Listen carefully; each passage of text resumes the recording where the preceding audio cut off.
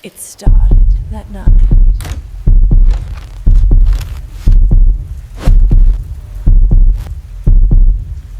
If you've ever driven through Trinity Falls, Oregon, you probably wouldn't remember it. Just another quiet river town. One gas station, a diner that closes at 8, and more trees than people. But for me, it's home.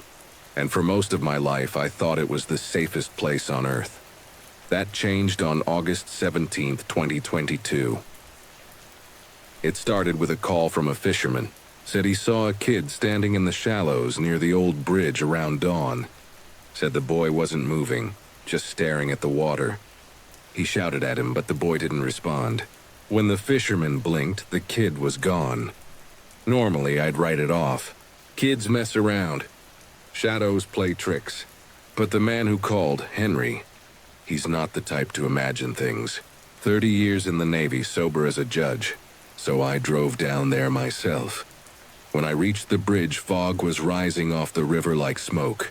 You couldn't see 10 feet ahead. I parked, stepped out, and the first thing I noticed was how quiet it was. No birds, no rushing water. Just that heavy, still air that makes your skin prickle. There were small footprints in the mud by the riverbank. Barefoot. Small, like maybe 8 or 9 years old. I followed them along the edge until they stopped near the middle of the bridge. Then they just disappeared. No sign of struggle, no drag marks, no other prints. Just gone.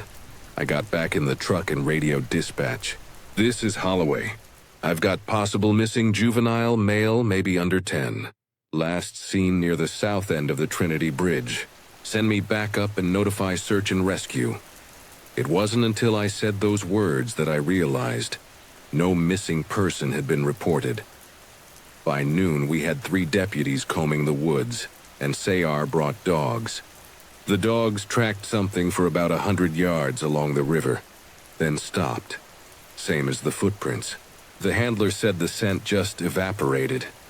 By 4 p.m., I was soaked, cold, and tired of walking circles through wet grass. I told the team to pack up for the night. But before leaving, I decided to check the bridge one last time. The sun was setting. Orange light bleeding through the fog. I leaned on the rail and stared at the water below. That's when I heard it, faint but clear. Sheriff. It came from beneath the bridge.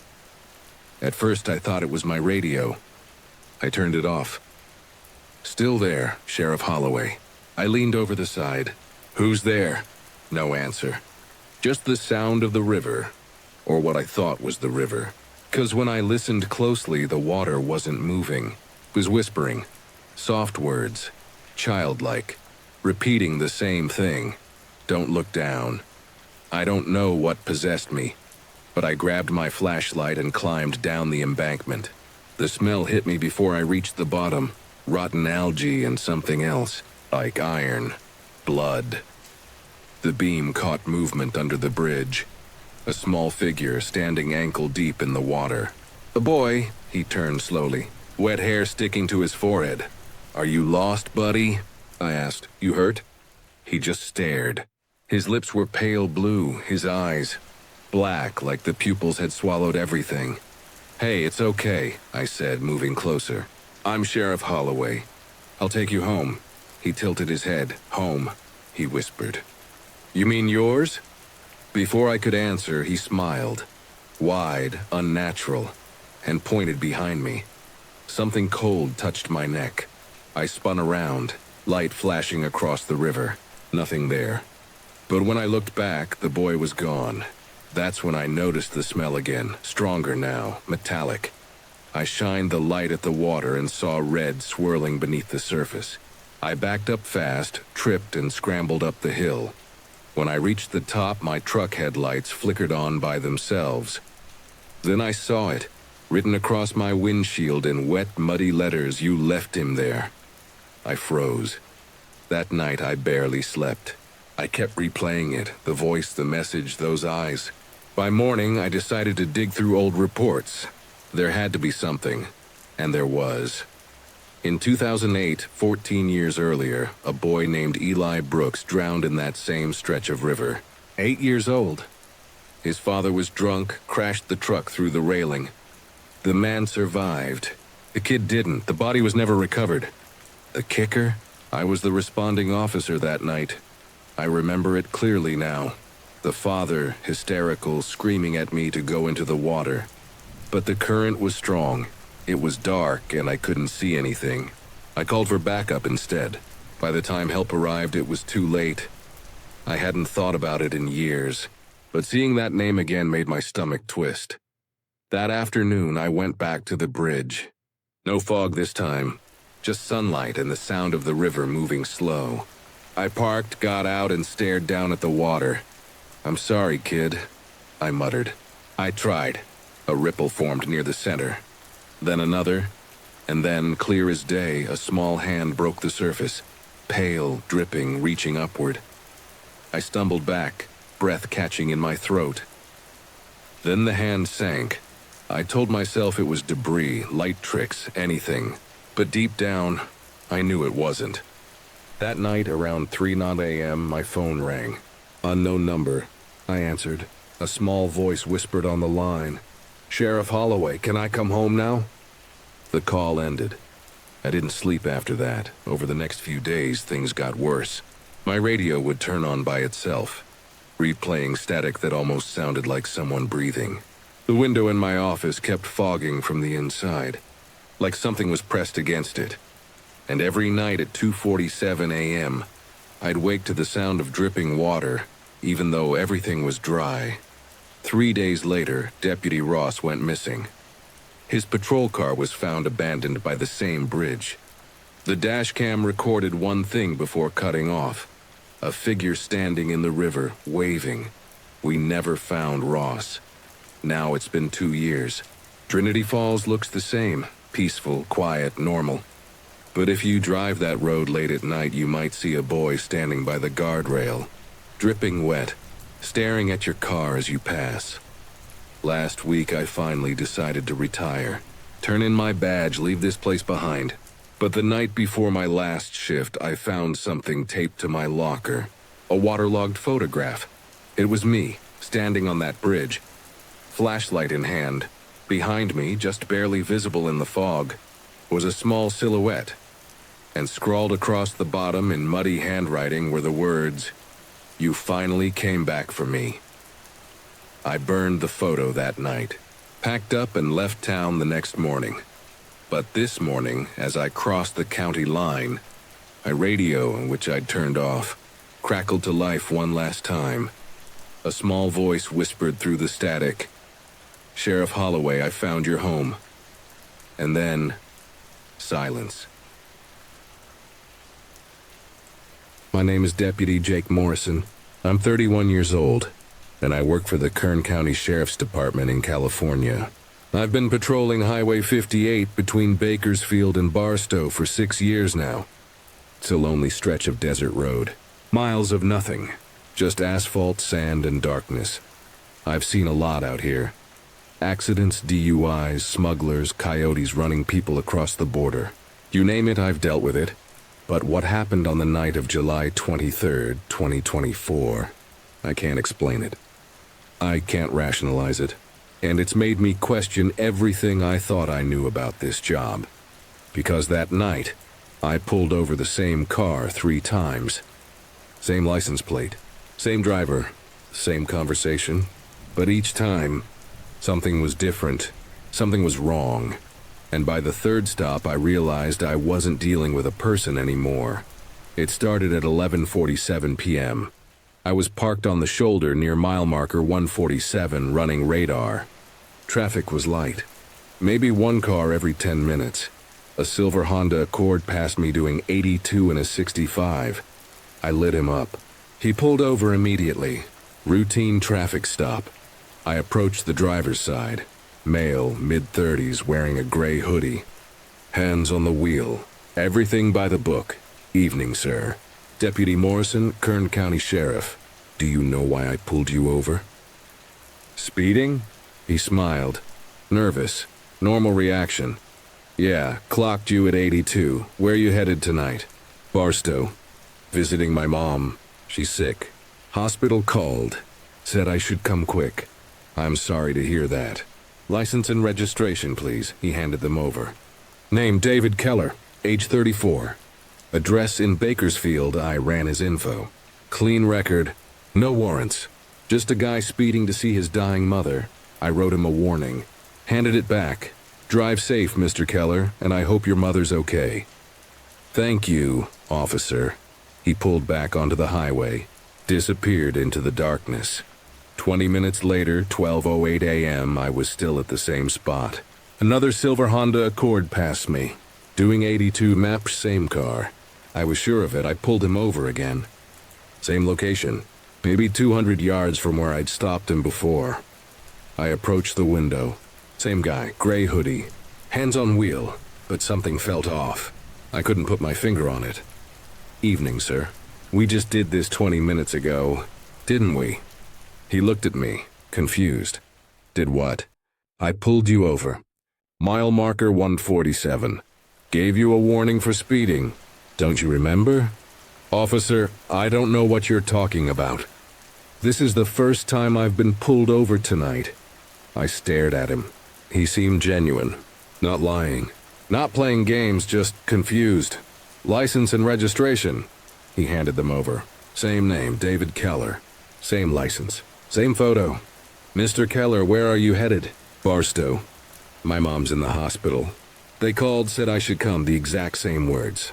Same cadence. Same tone. Is this some kind of joke? Are you messing with me? No, sir. I don't understand what's happening. Am I in trouble? I looked at his license again. Checked the photo. It was him, no doubt. But this didn't make sense. He couldn't have turned around and passed me again.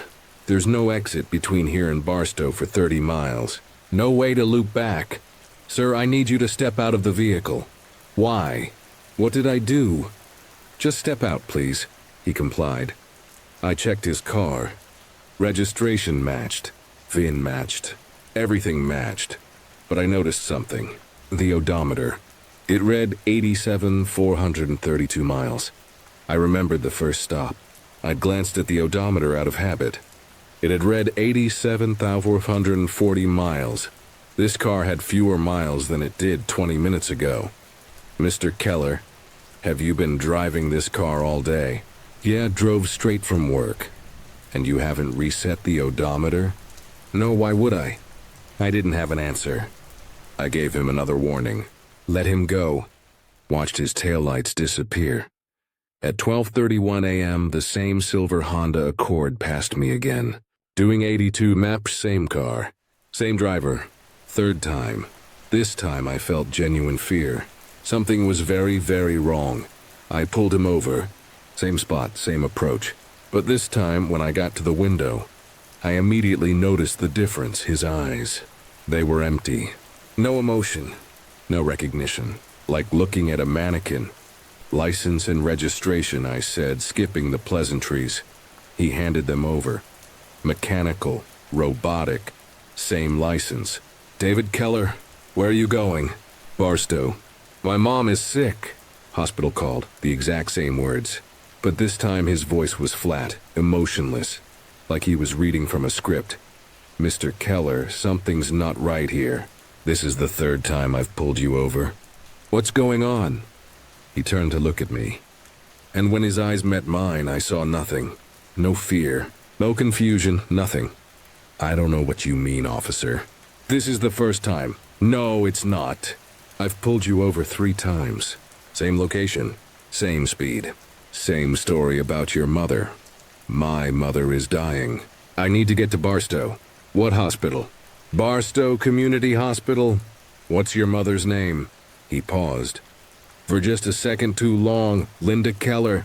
What room is she in? Another pause. Longer this time, I don't remember. They'll tell me when I get there. I stepped back from the window. Put my hand on my service weapon. Not drawing. Just ready. Sir, I need you to turn off the engine and step out of the vehicle, now. He didn't move. Just stared at me with those empty eyes. Sir, turn off the engine. I need to get to Barstow. You're not going anywhere until you answer my questions. I need to get to Barstow. My mother is dying. What's her condition? What's she dying from? I don't know. They just said to come. Who called you? The hospital. What time did they call? Pause. Earlier. What time exactly? He didn't answer. Just stared, then he smiled. Slow, wrong smile that didn't reach his eyes. You can't stop me, Officer Morrison. I have to complete the drive. I've been completing it every night for 3 months. And I'll complete it every night until someone figures out how to make it stop. What are you talking about? David Keller died 3 months ago. April 23rd, 2024, car accident. Right here. Mile marker 147. He was speeding to Barstow to see his dying mother, but he never made it. Crashed into the median barrier. Died instantly. I felt cold. You're not David Keller. I am. And I'm not. I'm what's left. The echo, the loop, the last journey repeating every night. I'm trapped in this drive, and every night someone pulls me over, and every night I try to continue. But I never reach Barstow. I just reset and start again. That's impossible, is it? You've pulled me over 3 times tonight, Officer Morrison. 3 times in 1 hour. How do you explain that? I couldn't. I had no explanation. What do you want from me? I want you to let me go. Let me complete the drive. Maybe if I reach Barstow, this will stop. Maybe I can finally rest. And if I don't, then I'll keep driving. And you'll keep pulling me over. Again and again. Every night forever, I let him go. I don't know why. Maybe I believed him. Maybe I was too scared to do anything else. He pulled back onto the highway. I watched his taillights disappear into the darkness. At 12:53 a.m., I called dispatch. Told them I was going off duty early. Personal emergency, I drove home. Didn't look back. The next night, I requested a different patrol route. Stayed away from Highway 58. Stayed away from mile marker 147. But other deputies worked that stretch. And 2 weeks later, I heard a story from Deputy Garcia. He'd pulled over a silver Honda Accord 3 times in 1 night. Same driver, same story, same empty eyes. He thought he was losing his mind. I told him he wasn't. I told him what I experienced. We reported it to the sergeant. He didn't believe us. Said we were pranking him, but we weren't, and it's still happening. Every night, someone pulls over David Keller, and he tells them about his dying mother. And he asks to be let go, and eventually they let him go. Because what else can you do? My name is Deputy Jake Morrison. I work for Kern County Sheriff's Department in California. And I pulled over a dead man 3 times in 1 night on Highway 58. He's still out there, still driving, still trying to reach Barstow, still trying to see his mother one last time. And he'll keep driving until someone figures out how to break the loop. If you ever patrol Highway 58 near mile marker 147, if you see a silver Honda Accord doing 82 miles, you pull over a man named David Keller, let him go. Don't ask questions. Don't try to understand. Just let him complete his drive, because if you don't, you'll pull him over again, and again, and again forever. My name is Officer Rachel Torres. I'm 29 years old, and I work for the Clallam County Sheriff's Department in Washington State. My patrol area covers the forests and back roads near Olympic National Park. It's beautiful country. Dense woods, mountains, rivers. The kind of place that looks perfect during the day, but at night, it's a different world. On September 14th, 2023, I responded to a call about a missing hiker. 22-year-old woman named Emily Brooks hadn't returned from a day hike. Her boyfriend reported her missing when she didn't show up by 9 p.m. Standard search and rescue. We get these calls maybe once a month. Usually people just get lost, spend a cold night in the woods, and we find them the next morning. Scared but fine, but Emily Brooks wasn't fine. And what I found in those woods that night, what found me, I can't explain it. I can't rationalize it. Because something lives in that forest. Something that knows things it shouldn't know. Something that wears the voices of people you love. And it wanted me to come deeper into the woods. It's still calling my name, every night. From the tree line behind my house, I arrived at the trailhead at 10:15 p.m. 3 other deputies were already there. Deputy Harris, Deputy Kim, and Deputy Santos. The boyfriend, Tyler, was sitting in his car, crying, panicking. She should have been back at 6 p.m., he kept saying. She had a charged phone. She knows these trails. Something's wrong. I took his statement. Emily had gone hiking alone. She did it all the time. Experienced hiker. Always careful. She'd taken the Maple Creek Trail. A moderate 8-mile loop. Should have taken about 4 hours. But she'd been gone for over 12 hours. We organized into 2 teams. Harris and Kim took the main trail. Santos and I took the alternate route that branched off about 2 miles in. We entered the forest at 10:45 p.m., our flashlights cutting through the darkness.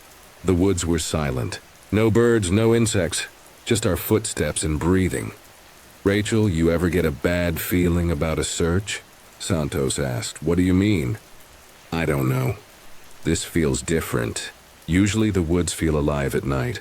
But this, it's too quiet." He was right. The silence was unnatural, oppressive. We hiked for about 40 minutes, calling Emily's name. Scanning with our flashlights, nothing. Then at 11:27 p.m. I heard something. Faint, distant. "Rachel, my name." Whispered, coming from off the trail. "Deeper in the woods, did you hear that?" I asked Santos. "Hear what?" "Someone said my name." I didn't hear anything. "You sure?" I listened, silence. Maybe I imagined it. "Let's keep moving." We continued down the trail. But 5 minutes later I heard it again. "Rachel, help me," a woman's voice. Emily's voice. It had to be. "Emily!" I shouted. "Emily, where are you?" "Rachel, I'm hurt. I can't move. Please help me." The voice was coming from the left. Off trail, maybe 50 yards into the woods. "Santos, she's over there. She's calling for help." "I don't hear anything, Rachel." "What?" "She's right there. Listen." We both stopped, listened, silence. "Rachel, I think you're hearing things. Stress, adrenaline, it happens." "No, I heard her. I swear. Let's stay on the trail. If she's out there, we'll find her systematically. Going off trail in the dark is dangerous." He was right, but I could have sworn I heard her. At midnight, we reached the halfway point of the alternate trail. No sign of Emily. We radioed Harris and Kim. They hadn't found anything either. We decided to turn back. Cover the trail again. Look for anything we missed. That's when I heard it again. But this time it wasn't Emily's voice, it was my mother's voice. "Rachel, honey, I need you. Please come here. My mother died 3 years ago, cancer.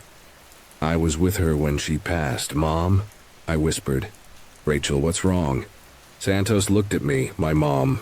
She's calling me." "Rachel, your mom is dead. You told me that, I know. But I hear her. I hear her voice. Rachel, honey, come here. I'm scared. I'm alone, please." The voice was coming from the same direction. Off trail. "Deeper into the woods, Rachel, don't." Santos grabbed my arm. "Whatever you're hearing, it's not real. It's your mind playing tricks. But think about it. First you hear the missing hiker. Then your dead mother. It's trying to lure you off trail. Don't fall for it." He was right. Logically, he was right. But the voice sounded so real, so desperate. "Rachel, please. I'm in the dark. I'm cold. Don't leave me again." Tears filled my eyes. "Mom, I didn't leave you. I was there. I held your hand." "Rachel, stop talking to it." Santos was scared now. I could hear it in his voice. "Rachel, come to me. Just a little further. I can see you." "You're so close. How can you see me?" I called out. "There's no light out here." Silence. Then, "Because I'm standing right behind you." I spun around. Nothing, just Santos, pale, terrified. "We need to leave now." He started backing toward the trail. "Whatever's out here, it's not human. It's not Emily. It's not your mother. It's something else." We started hiking back, fast, almost running, but the voice followed us. "Rachel, don't leave me." "Rachel, I love you." "Rachel, please." Switching between my mother's voice and Emily's voice. Back and forth, then a new voice. My father's voice. "He's still alive. Lives in Seattle. Rachel, it's Dad. I'm in trouble. I need your help. Come back, please, and that's not my dad. My dad is fine. How do you know? Santos asked. I pulled out my phone. Called my dad. It rang. He answered. Rachel, it's midnight. What's wrong? Dad, are you okay? Are you home? Yeah, I'm watching TV. Why? Just making sure. I'll call you tomorrow. Love you. Love you too, honey. I hung up. He's fine. Whatever's out here, it's mimicking voices. Trying to trick us. Then let's get the hell out of these woods. We made it back to the trailhead at 1:15 a.m. Harris and Kim were already there. They looked shaken. Did you hear it? Kim asked. Hear what? I said, voices. Calling our names. Telling us to come into the woods. Yeah, we heard it too. Harris nodded. Whatever's out here, it's not Emily. We need to call this off. Wait until daylight. We radioed dispatch. Told them we were suspending the search until morning. They agreed. At 7 a.m., with full daylight and a team of 20 searchers, we went back into the woods. We found Emily Brooks at 9:30 a.m. 3 miles off trail. Dead. She'd been dead for at least 24 hours. Cause of death, exposure, and dehydration. She'd gotten lost. Wandered in circles. Eventually collapsed. No foul play. Just a tragic accident. But here's what didn't make sense. Her body was facing the trail. Like she'd been trying to get back. Like she'd been crawling toward help. And scratched into the dirt next to her body were words. Scratched with her fingernails. Blood under her nails. Fingertips torn, the words, "Don't follow the voices." I've thought about that night every day since. About the voices. About what called to us. The official explanation is that stress and fear can cause auditory hallucinations. That 4 trained deputies all experienced the same hallucination due to the high-pressure situation. But I don't believe that because the voices haven't stopped. 3 nights after Emily's body was found, I was home, alone. My house backs up to the forest, about 100 yards from the tree line. At 2 a.m., I woke up to my mother's voice. Rachel, I'm outside. Come see me. I looked out my bedroom window. Saw nothing.